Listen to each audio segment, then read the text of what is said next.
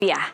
Dana tersebut bertujuan untuk menginvestasikan sumber daya alam dan aset negara ke proyek-proyek berkelanjutan dan berdampak tinggi di berbagai sektor seperti energi terbarukan, manufaktur, dan produksi pangan.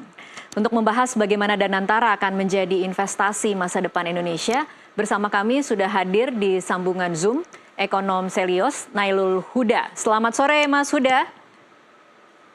Selamat sore Mbak Tasya. Iya, terima kasih sudah bergabung bersama kami di NTV Prime. Sama-sama. Iya, sebelum kita mulai diskusi pada sore hari ini, pemirsa kita akan sama-sama simak informasi berikut ini. Presiden Prabowo Subianto menyebut tengah mempersiapkan peluncuran Danantara Indonesia yang akan mengelola lebih dari 900 miliar dolar Amerika Serikat. Danantara yang akan diluncurkan pada tanggal 24 Februari akan menginvestasikan sumber daya alam dan aset negara Indonesia ke dalam proyek-proyek yang berkelanjutan dan berdampak tinggi di berbagai sektor seperti energi terbarukan, manufaktur canggih, industri hilir hingga produksi pangan. Optimalisasi pengelolaan BUMN kita melalui konsolidasi ke dalam suatu dana investasi nasional ya, yang akan kita launching tanggal 24 Februari yang akan datang, yaitu Danantara ya. Danantara adalah konsolidasi semua kekuatan ekonomi kita yang ada di pengelolaan BUMN. Semua proyek tersebut diharapkan akan berkontribusi pada pencapaian target pertumbuhan ekonomi Indonesia sebesar 8%. Selain itu, Presiden Prabowo mengungkapkan bahwa pendanaan awal Danantara diproyeksikan mencapai 20 miliar dolar Amerika Serikat. Di bank-bank itu nanti akan dikelola dan kita beri nama Danantara, Daya Anagata Nusantara. Daya artinya energi, kekuatan, Anagata masa depan, Nusantara tanah air kita. Jadi artinya Danantara ini kekuatan ekonomi, dana investasi yang merupakan energi, kekuatan masa depan Indonesia. Kekayaan negara dikelola, dihemat untuk anak dan cucu kita. Tim jurnalis NTV melaporkan. Dan pemirsa, saat ini sudah bergabung juga bersama kami di sambungan Zoom Direktur Eksekutif Sinergi BUMN Institut Ahmad Yunus. Selamat sore Mas Ahmad. Selamat sore. Iya, terima kasih sudah bergabung bersama kami di NTV Prime. Saya akan langsung ke Mas Ahmad terlebih dahulu ya, untuk melihat Danantara yang akan diluncurkan 24 Februari 2025 oleh Presiden Prabowo Subianto. Anda melihatnya ini peluang atau ancaman, Mas Ahmad? Ya, jadi kalau saya melihat Danantara itu adalah sebuah kritik terhadap ketidakoptimalan Kementerian BUMN dalam mengelola aset-aset BUMN.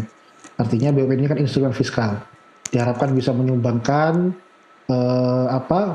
penyumbangkan bagi fiskal di Indonesia, tapi ternyata memang tidak begitu nendang. Oleh karena itu, karena sistemnya dikelola secara kementerian, nah, dan perusahaan BUMN ini tidak cukup pas dikelola di bawah kementerian.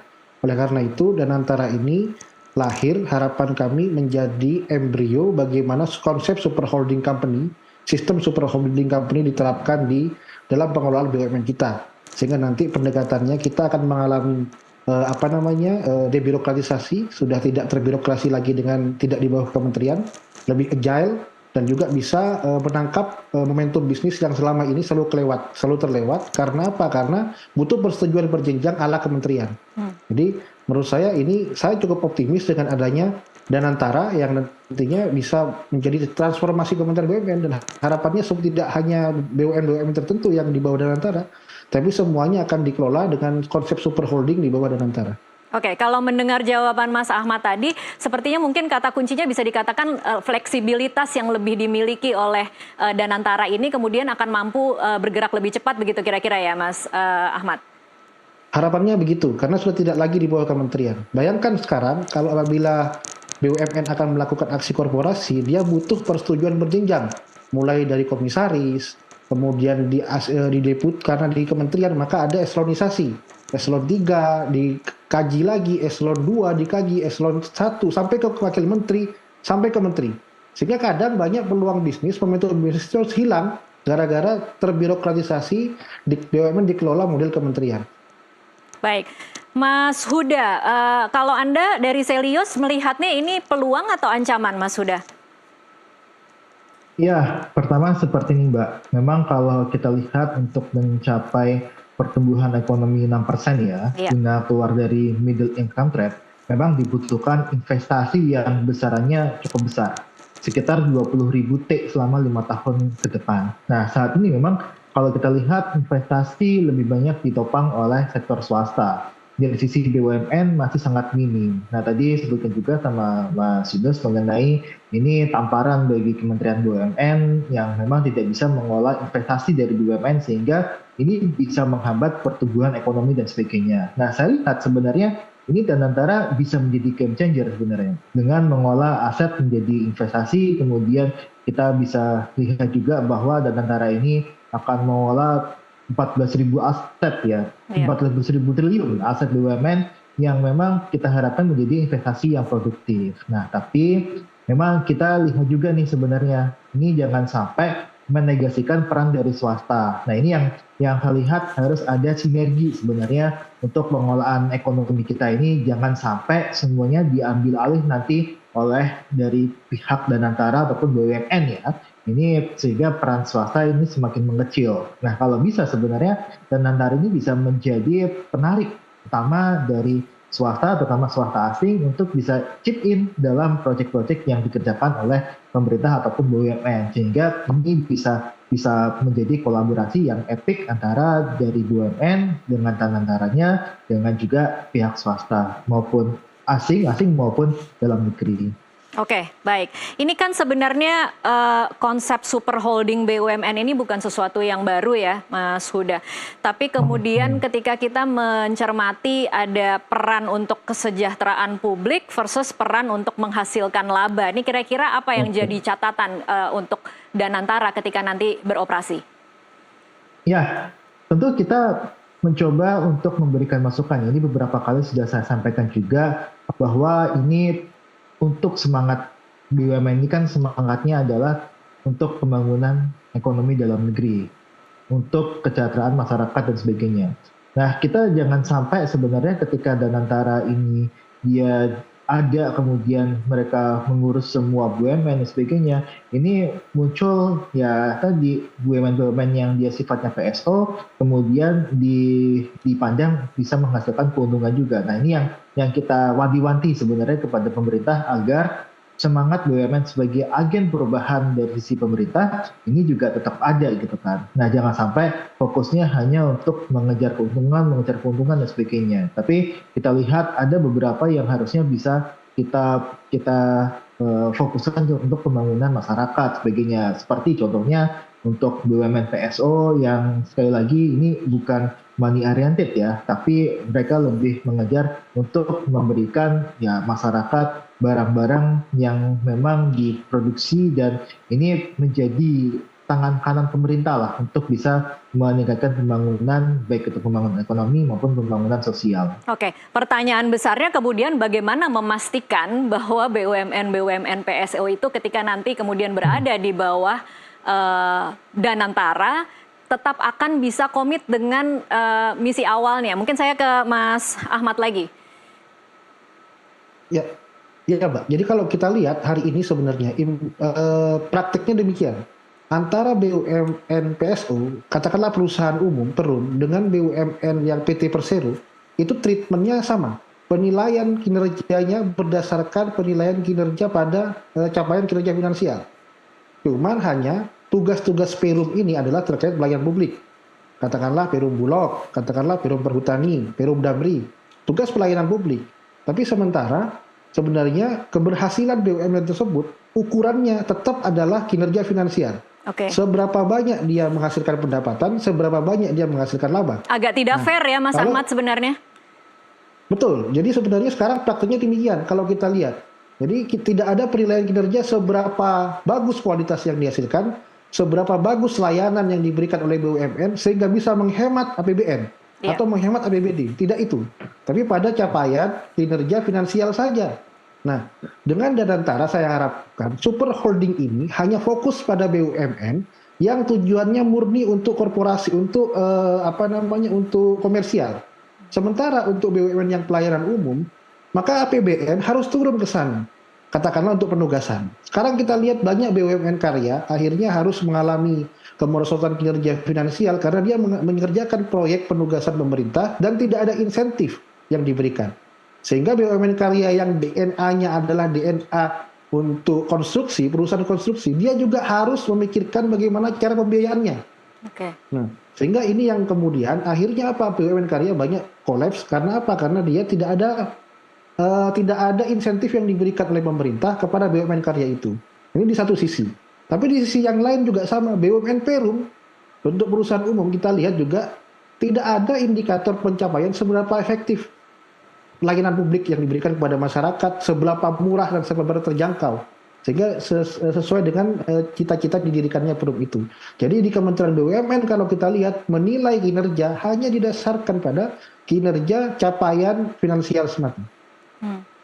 Oke, baik. Kalau kemudian saat ini dalam gambaran besarnya publik bisa melihat bahwa ada kekhawatiran ketika Danantara ini beroperasi, prioritasnya kemudian bergeser menjadi profitabilitas. Mungkinkah kemudian nanti akan ada atau imbasnya nanti akan terasa oleh masyarakat bagaimana kualitas layanan publik atau ada kenaikan biaya-biaya utilitas dasar yang kemudian terjadi sebagai imbas dari memang harus menghasilkan profit, Mas Huda? Ya, kalau kita lihat sebenarnya untuk kebutuhan dasar untuk seperti PLN dan sebagainya tentu tidak akan semudah itu ya untuk bisa menaikkan harga dan sebagainya karena kan ini kan penugasan dan memang ada peran negara yang cukup besar di situ.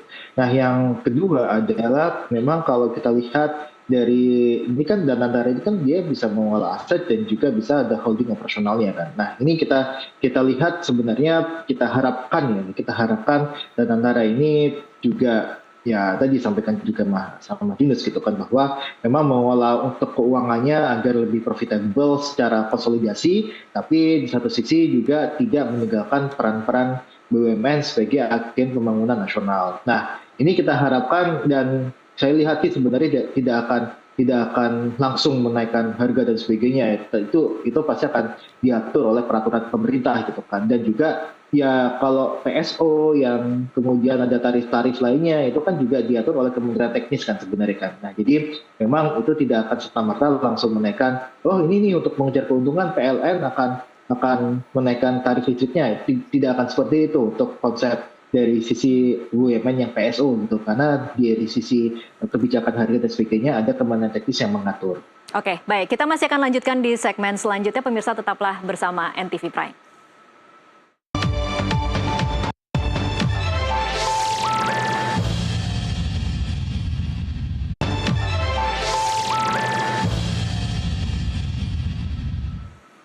Ya, pemirsa, terima kasih Anda masih terus menyaksikan NTV Prime. Sebelum kita lanjutkan perbincangan, kita akan sama-sama simak informasi berikut ini. Presiden Prabowo Subianto akan meluncurkan Danantara atau Badan Pengelola Investasi Daya Anagata Nusantara pada 24 Februari 2025. Lembaga ini akan mengelola aset lebih dari 900 miliar dolar Amerika atau sekitar 14.615 triliun rupiah. Danantara bertujuan untuk menginvestasi sumber daya alam dan aset negara ke proyek-proyek berkelanjutan dan berdampak tinggi di berbagai sektor, seperti energi terbarukan, manufaktur, dan produksi pangan. Dan berikut informasi seputar Badan Pengelola Investasi Danantara. Danantara akan mengelola 7 BUMN besar, termasuk Bank Mandiri, BRI, BNI, Pertamina, PLN, Telkom, dan MainID. Hal ini menunjukkan skala besar dan pengaruh signifikan Danantara terhadap perekonomian Indonesia. Aset yang dikelola Danantara berasal dari BUMN tersebut yang nilainya diperkirakan mencapai 900 juta dolar Amerika.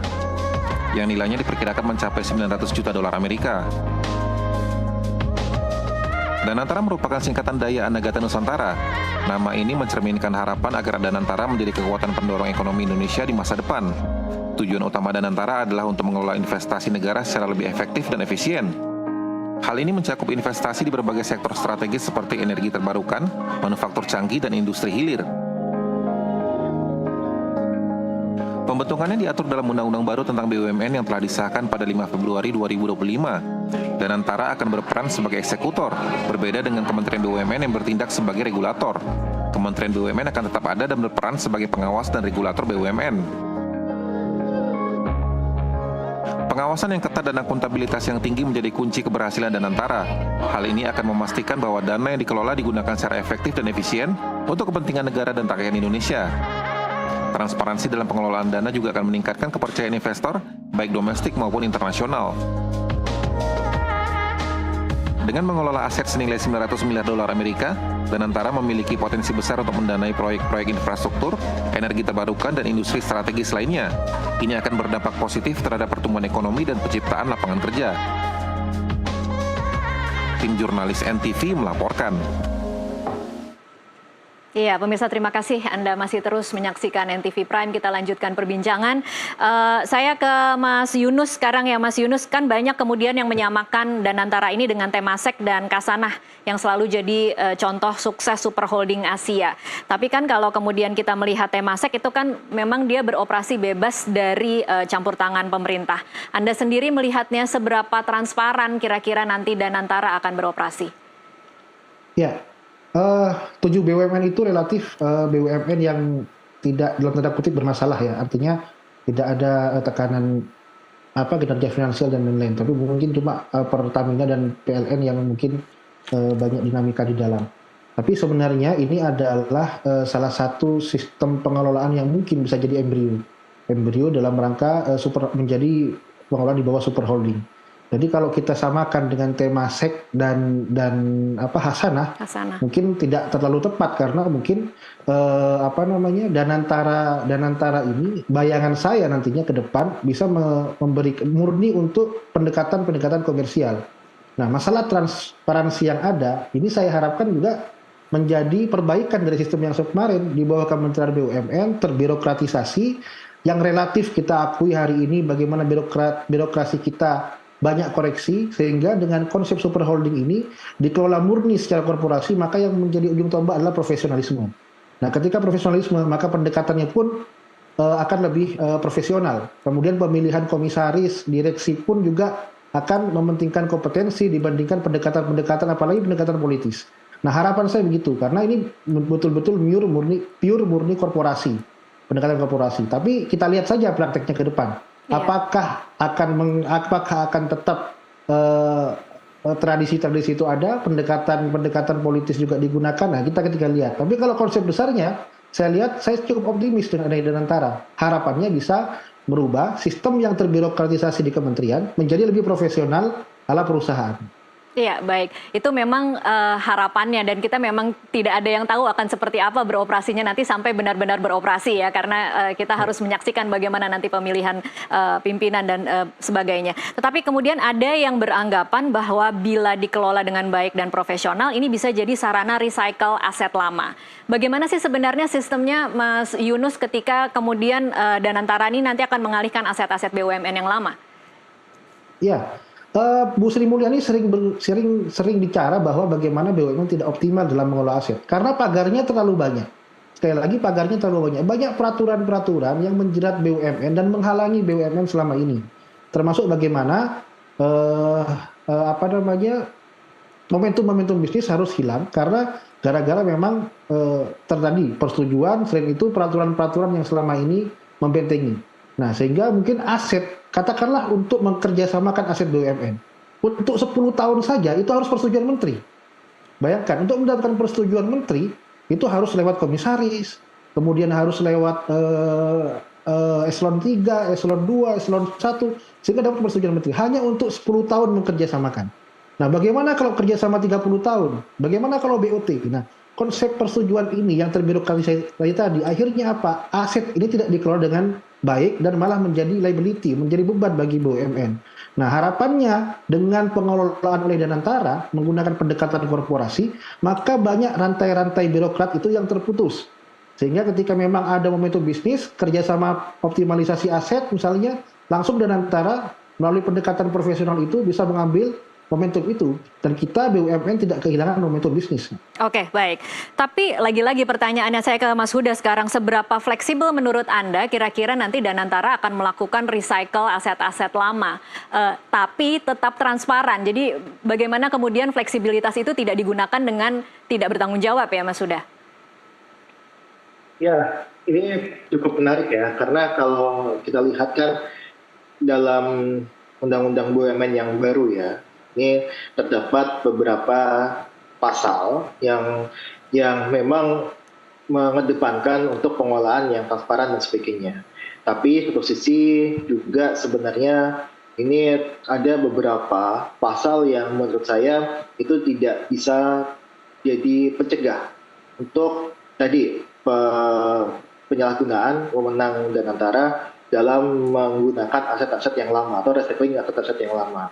Seperti contohnya saja, ini kan kalau kita lihat di beberapa pasal itu disebutkan bahwa untuk BUMN, untuk direksi, komisaris, dan pengurus dari BUMN termasuk Danantara itu bukan merupakan penyelenggara negara, itu pertama. Kemudian juga untuk yang PMN itu juga diatur itu bukan merupakan kekayaan negara tapi kekayaan BUMN. Nah ini yang saya lihat sebenarnya salah satunya ini memangkas dari sisi kewenangan BPK. Padahal kita tahu bahwa di pasal tersebut juga ada pasal mengenai PMN. Nah PMN ini kan uang negara yang disetorkan kepada BUMN gitu kan. Nah pasti ketika ada uang negara di situ ada peran BPK untuk mengaudit dan sebagainya. Nah ini yang saya rasa ini salah satu menurut saya tadi untuk memastikan bahwa recycling ini bisa berjalan dengan akuntabel, ini direduksi dengan adanya pasal tersebut. Padahal kita harapkan BPK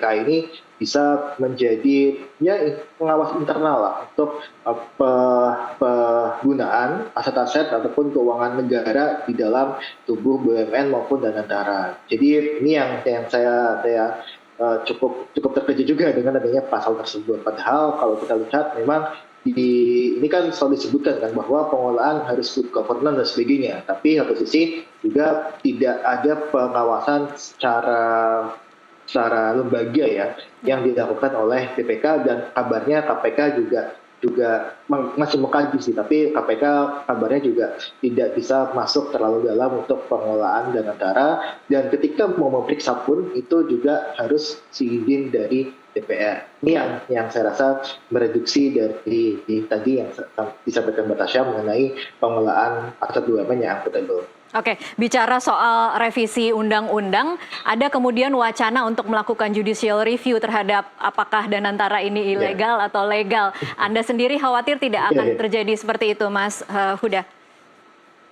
Ya, tentu kalau judicial review ini adalah hak warga ya, hak warga masyarakat untuk mengajukan judicial review tentang revisi undang-undang BUMN gitu kan. Tapi yang pasti memang ini kan dulu kan juga sudah ada ya di tahun 2022-2023 sudah ada usulan untuk revisi undang-undang BUMN. Saat itu memang belum masuk Danantara. Nah ketika ini memang Danantara ini kan ketika awal-awal ini diluncurkan ini kan masih bingung.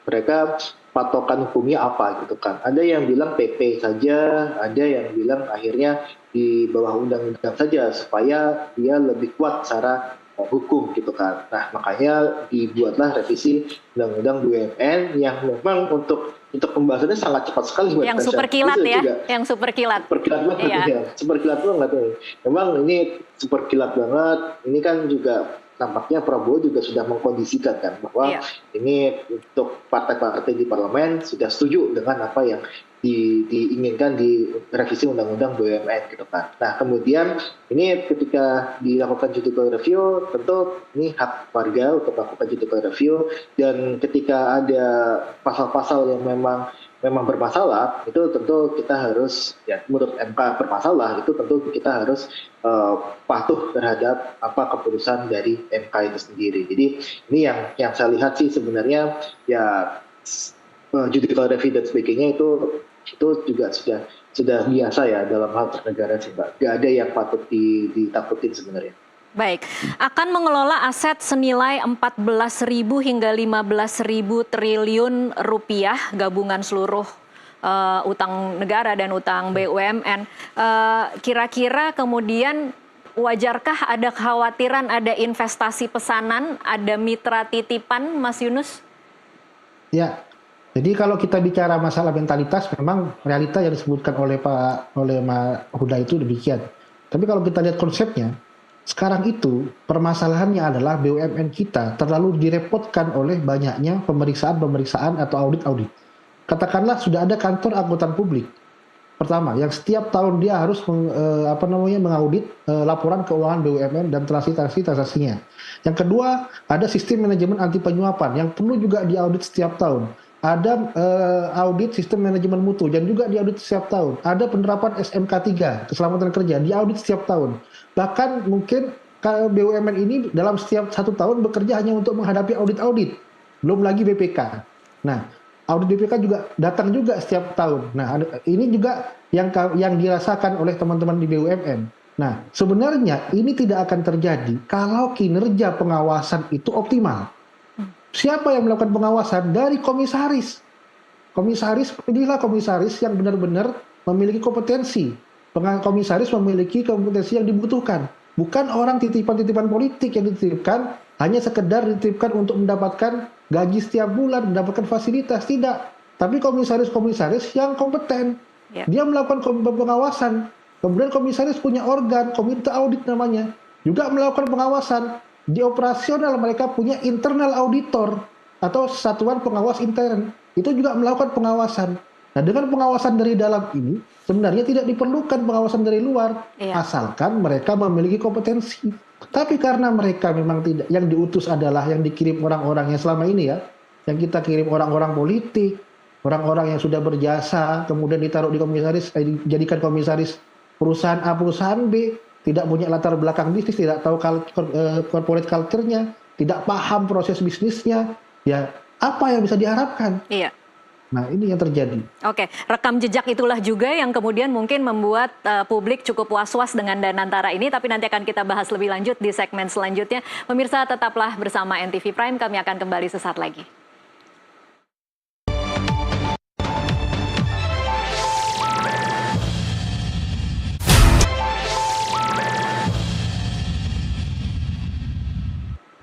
Ya, pemirsa, terima kasih Anda masih terus menyaksikan NTV Prime. Saya kembali berbincang dengan Mas Yunus sekarang. Mas Yunus, menurut Anda bagaimana sebenarnya prospek Danantara ini dalam kontribusinya untuk meroketkan pertumbuhan ekonomi sesuai dengan ambisi Presiden Prabowo Subianto? Ya, kalau secara konsep saya cukup apresiasi terhadap konsep ini, ya karena memang ini seperti di awal saya sampaikan memang adalah kritik dari Kementerian BUMN yang tidak optimal ternyata dalam rangka mengelola aset-aset BUMN, sehingga dengan pendekatan yang baru model Danantara langsung bentuknya adalah super holding.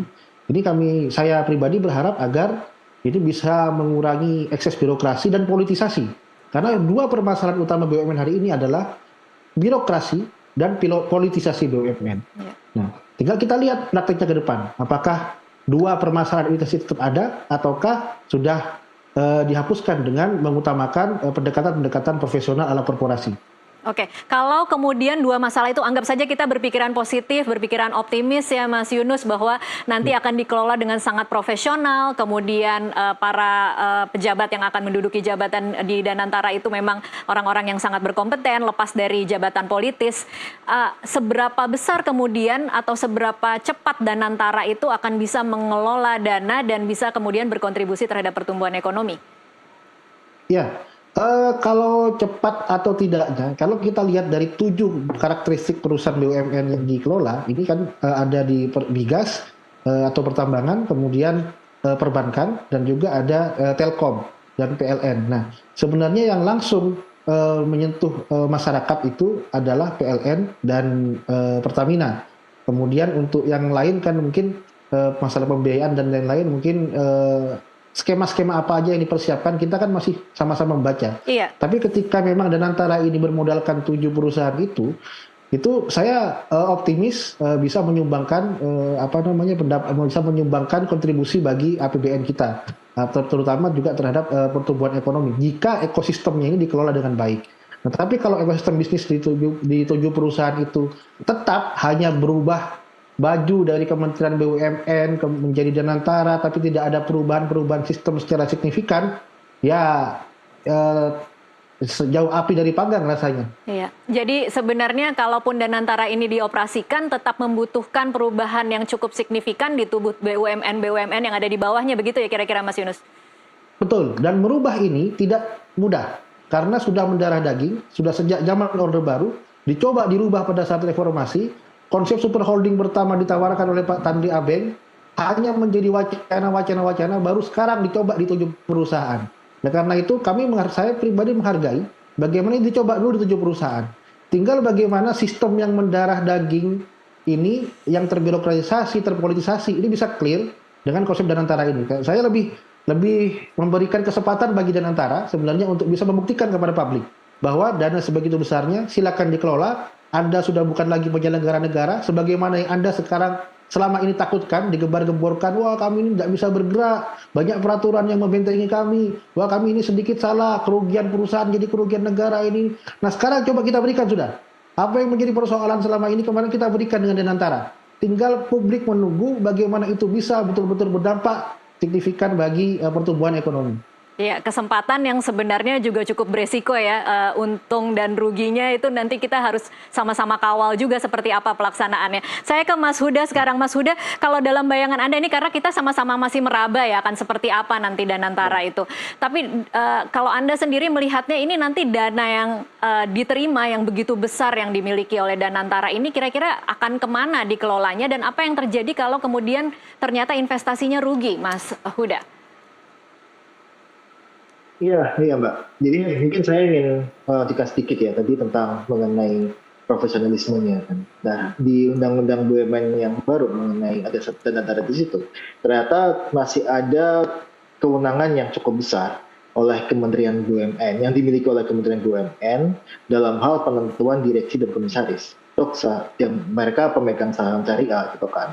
Artinya mereka mempunyai satu kekuatan yang menentukan ini jadi direksi, ini jadi komisaris dan sebagainya. Nah ini yang memang dikhawatirkan juga tadi sama Mas Dino juga dikhawatirkan bahwa komisaris dan direksinya dan komisaris terutama ya itu ditunjuk dengan kepentingan politik yang cukup tinggi gitu kan. Tadi nampaknya Mas Dino mau menyampaikan sebuah nama tapi nampaknya direm gitu kan. Tapi memang ada beberapa komisaris yang tidak kompeten yang menduduki jabatan-jabatan yang dia jauh panggang dari apinya gitu kan. Let's say kayak untuk posisi saja dia bisa menduduki komisaris di Telkom dan sebagainya. Jadi memang ini memang salah satu yang masih susah untuk diubah sebenarnya Mbak Tasya. Jadi susah diubah dan sebagainya.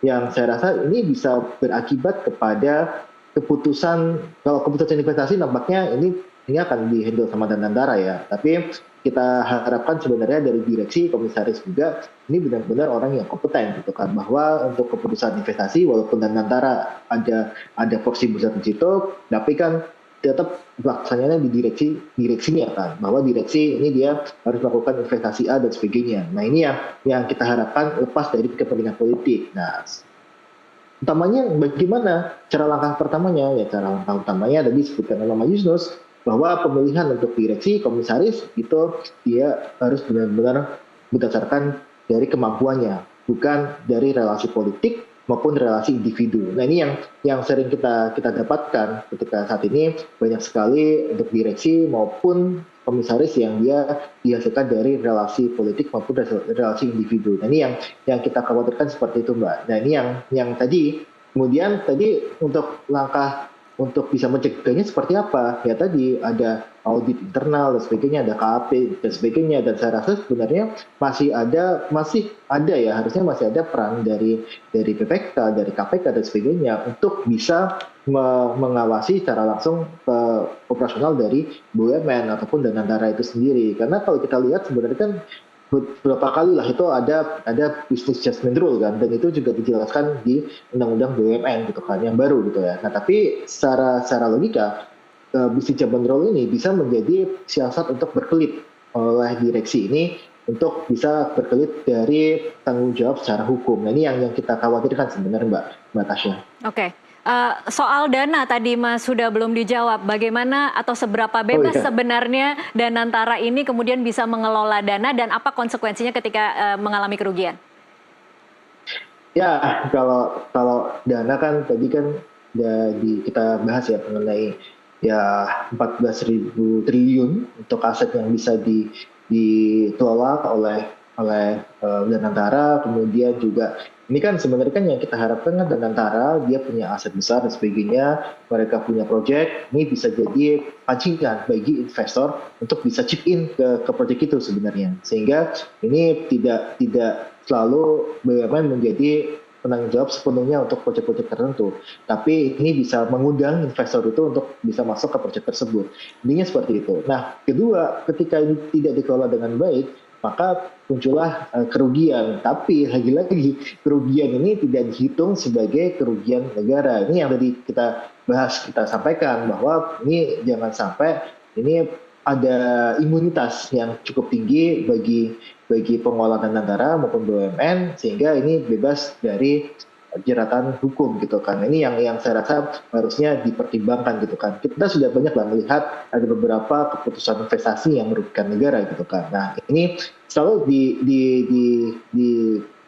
asosiasikan dengan bisnis judgment rule gitu kan, bahwa ini tidak bisa nih dijadikan sebagai kesalahan hukum gitu kan. Nah, ini yang saya rasa harus diteliti, harus didiskusikan lebih lanjut, karena ini bisa jadi pintu masuk untuk perbuatan yang tadi menguntungkan diri sendiri dan juga merugikan negara.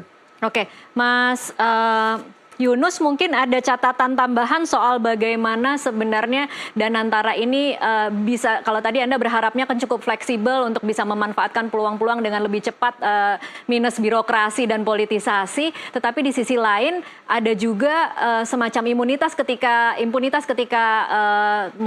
menghasilkan atau ketika memilih investasi yang kurang menguntungkan, kemudian menderita kerugian, tidak bisa dimintai pertanggungjawabannya. Apa catatan Anda untuk poin ini? Ya, jadi kan investasi rugi itu penyebabnya yang pertama memang adalah resiko investasi. Ketika sudah benar-benar dipertimbangkan, diperhitungkan secara matang, kemudian rugi karena misalnya seperti ada COVID segala macam, itu kan resiko dari investasi. Atau yang kedua memang dari awal sudah fraud, jadi sudah memang sengaja gitu. Nah, kalau kita melihat ketika kinerja pengawasan internal ini bisa kuat, komisaris-komisaris yang ditugaskan itu kuat, maka ini tidak akan terjadi. Lagi-lagi kembali ke situ ya, Mas Yunus. Betul. Dan kan ketika itu terjadi, maka kalau kita lihat hasil dari audit internal ini bisa diserahkan ke BPK untuk kemudian melakukan audit investigasi. Nah, di sanalah kemudian harapan saya BPK bisa turun terhadap temuan fraud yang ditemukan oleh auditor internal. Nah, ketika auditornya memang kuat. Sehingga apa? Karena auditor internal ini di bawah komisaris langsung. Komisaris itu organ perusahaan tapi tidak di bawah kendali direksi. Tidak di bawah kendali direksi. Jadi dia masih memiliki independensi sifat. Oleh karena itu nanti komisaris bisa melalui komite auditnya, kemudian melalui SPI atau internal audit, melakukan audit secara audit, kemudian ketika ditemukan indikasi, maka bisa BPK turun untuk melakukan audit investigasi. Nah, di sanalah kemudian bisa kita tahu apakah investasi rugi ini disebabkan oleh memang resiko bisnis, ataukah disebabkan memang karena ada permainan. Nah, jadi sekali lagi harus kuat komisaris-komisaris yang nantinya ditaruh sebagai komisaris di sana, bukan orang titipan politik, bukan pejabat eselon 1. Bayangkan, kalau pejabat eselon 1 ditaruh sebagai komisaris, kapan dia kerja? Dia itu udah pejabat, banyak urusan. Hanya ditaruh sebagai komisaris. Ini yang maksud saya, ya harus kita evaluasi lah. Kalau sudah Danantara, konsep super holding, ya ayo sudah. Seperti konsep super holding. Sehingga kita lihat perusahaan-perusahaan swasta itu jauh lebih maju daripada perusahaan BUMN, jauh lebih bersih daripada perusahaan BUMN. Kalau kita ikut tender di perusahaan swasta dan perusahaan BUMN, pasti lebih ketat perusahaan swasta. Karena diawasi langsung oleh pemiliknya sebagai komisaris. Tapi kalau perusahaan BUMN kan merasa ya sudahlah komisaris hanya jabatan-jabatan begitu, sehingga kinerjanya tidak optimal gitu. Iya, balik lagi memang ini kembali ke etos kerja dari para pemimpin dari Danantara ini nantinya ya, kembali lagi ke situ ya Mas Yunus. Iya, betul. Baik, kita akan break dulu sejenak untuk jeda azan maghrib untuk wilayah Jakarta dan sekitarnya. Kita akan kembali usai jeda azan maghrib. Pemirsa tetaplah bersama kami.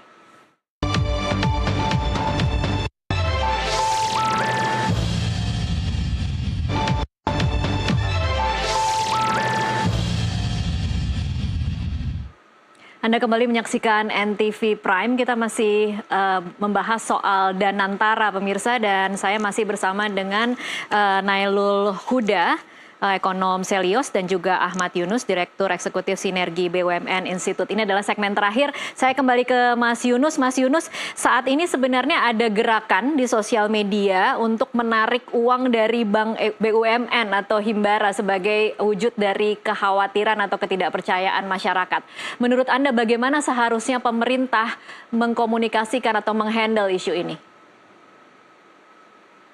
Gerakan itu mungkin tidak terlalu signifikan ya bisa mempengaruhi kinerja dari Bank BUMN itu kalau kita mau fair, akan tetapi itu harus dibaca sebagai kritik dari masyarakat yang perlu direspon. Artinya pemerintah harus meyakinkan publik bahwa ini adalah konsep baru. Nah, jangan-jangan kemarin dengan pendekatan yang lebih profesional, yang satu untuk tidak lagi terbelenggu dengan masalah birokratisasi dan politisasi. Jadi dua hal itu, dan masyarakat perlu diyakinkan, publik perlu diyakinkan bahwa ini pendekatan yang kita gunakan dan sebagai kritik dari Kementerian BUMN. Nah, kita tahu bersama selama ini bagaimana BUMN dalam tanda kutip digunakan untuk kepentingan politik. Ketika ada permasalahan, misalnya ya, kemarin Pak Menteri langsung datang ke kejaksaan melaporkan anaknya sendiri. Iya. Nah, ini kan maksud saya cara-cara begini itu tidak akan digunakan oleh superholding, konsep superholding. Karena apa? Ketika melaporkan anak kepada penegak hukum menjadi konsumsi publik, maka yang menjadi pertaruhan adalah trust publik kepada BUMN itu. Dan untuk memulihkannya itu butuh waktu. Tapi memang dijadikan panggung untuk kepentingan politik. Nah, ini saya harapkan tidak akan terjadi di Danantara. Maka ketika memang ada fraud, maka sudah lakukan dengan senyap di bawah, asalkan publik tetap bisa percaya pada perusahaan itu. Lakukan dengan senyap, kinerja pengawasan lebih optimal, kemudian dilakukan audit investigasi oleh BPK, kemudian KPK bisa berproses dan seterusnya.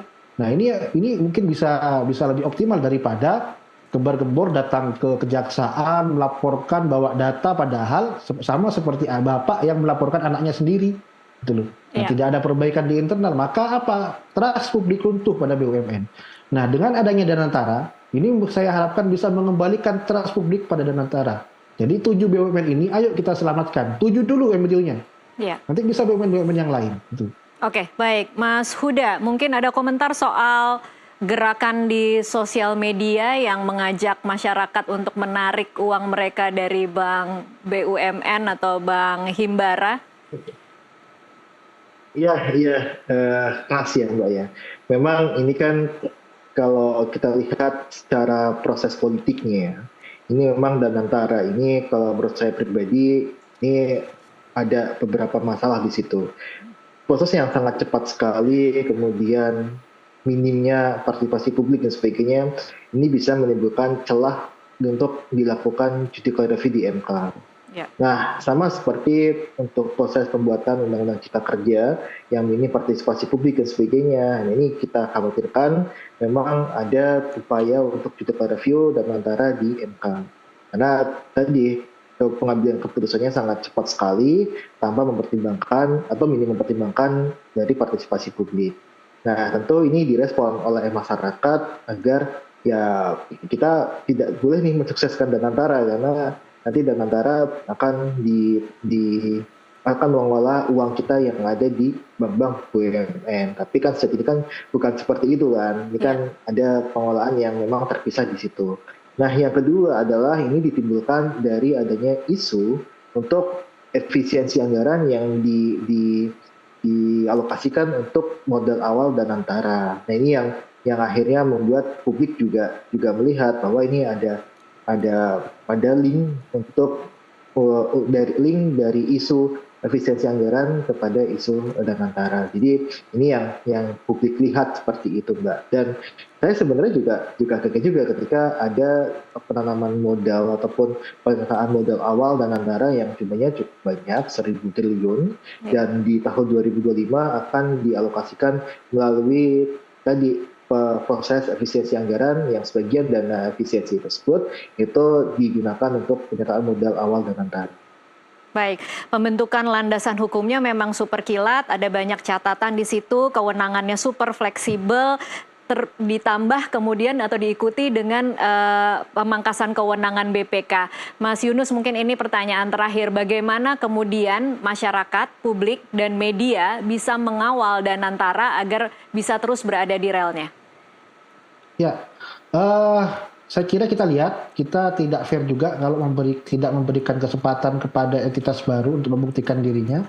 Dan ini saya harapkan seperti yang berulang-ulang kali saya katakan adalah kritik dari ketidakoptimalan Kementerian BUMN mengurus BUMN. Ya. Sehingga kita kasih waktu pada Danantara untuk bisa bekerja. Yang pertama, yang kedua juga publik harus mendukung. Artinya, dan ini tergantung pada bagaimana pola komunikasi pemerintah terhadap masyarakat, bagaimana menjelaskan bahwa efisiensi anggaran itu sebagian digunakan oleh Danantara bukan untuk pemborosan, tapi kita akan mendapatkan flashback, mendapatkan feedback dari investasi itu, potensinya sekian, apa-apa saja program yang akan diinvestasikan. Ini kan tidak pernah dijelaskan. Saat ini belum jelas berarti ya Mas Yunus kalau komunikasi pemerintah? Belum jelas. Jadi hanya 350 sekian triliun nantinya untuk Danantara. Itu mau diapakan? Pertamina mau diapakan? Telkom mau diapakan? MenID mau diapakan? Himbara mau diapakan? Ini kan masih meraba-raba. Iya. Sehingga wajar kalau kemudian masyarakat, wah tarik dong uangnya. Karena belum jelas. Tapi kalau masyarakat ditunjukkan, misalnya dari yang terkecil, tunjuk direksinya yang kompeten. Tunjuk komisarisnya yang kompeten. Maka masyarakat, oh ini orang profesional.